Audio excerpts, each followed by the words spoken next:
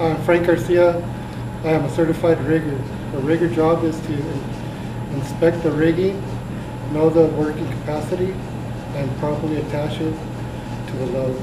Here I will explain a few major considerations for inspecting the rig. Consideration for inspecting the rig. Number one, knots and kinks reduces capacity by 50%.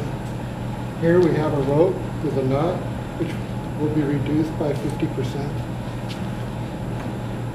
Number two, hooks must have a hook latch. Here we have some hooks with some hook latch. This could be used for rigging. Here's another hook without a hook latch, which can never be used for rigging. Number three, loops with U-bolts. Here we have a loop with U-bolts, which can never be used for rigging. And number four, bolted together or welded together.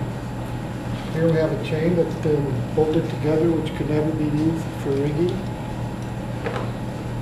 And five, no tears or frays and slings. Here we have a sling with a tear frame, which can never be used for rigging.